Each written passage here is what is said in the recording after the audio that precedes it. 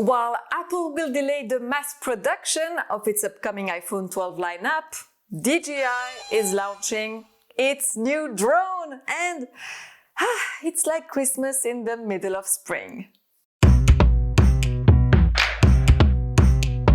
Bonjour les amis and welcome to this Tech Talk Thursday, all about the Mavic Air 2. It weighs 540 grams and folded, it's the size of my hand. It's a bit heavier and bigger than the Mavic Air, but lighter than the Mavic 2 Pro. Talking about the first Air model, it's been already 2.5 years since DJI introduced it. In that time, the company has prepared a second model that comes with a bigger image sensor. It ditches Wi-Fi in favor of DJI's own acoustic transmission technology.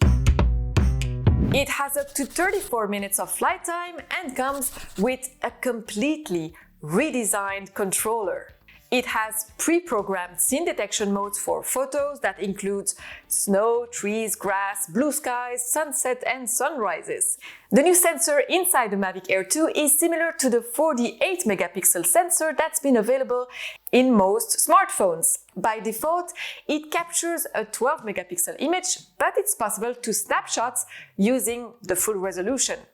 The lens is a fixed 28mm at a constant aperture of 2.8. For video, the Air 2 can shoot 4K footage at up to 60 frames per second. It can also record 1080p videos at 240 frames per second. You'll be able to export 8K time-lapses video, however, not all modes will support 8K at launch and are expected to be available around the end of June. The new drone is also the first one to come equipped with AirSense, a technology that detects and warns the drone operator of nearby aircraft. That's awesome. But due to supply chain issues caused by the COVID-19 pandemic, it will first be available in North America, while other countries will begin shipping units with AirSense this summer. The controller also has an improved 10-kilometer transmission range, so you can easily fly the drone up to 6 miles away and still get a clear picture on your smartphone's display. Of course, in countries like France, you should only fly your drone where you can still see it. The Mavic Air 2 has obstacle sensor on the front and rear to help avoid collisions.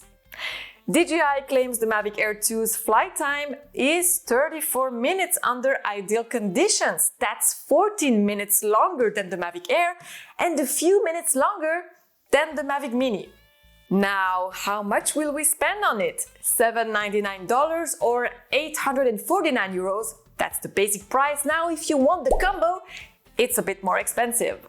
If you want to buy the Mavic Air 2 for recreational use, make sure you know all the rules and regulations of the country where you want to fly with it first. For instance, if we are stuck here in Belgium in quarantine for a little more, buying this drone wouldn't be a great idea because I can only use it in my own garden and at 10 meters high, which is nothing, clearly. In order to fly higher and outside of my private property, I need to pay for a license. It's a bit more than 2,000 euros and taking a couple of days of courses and then passing a test and getting an ID number for my drone. So for a recreational drone, merci, mais non merci. In the UK, from the 5th of November 2019, there is a new legislation requiring anyone with a drone weighing between 250 grams and 20 kilos to register as a drone owner and also take an online theory test in order to fly one.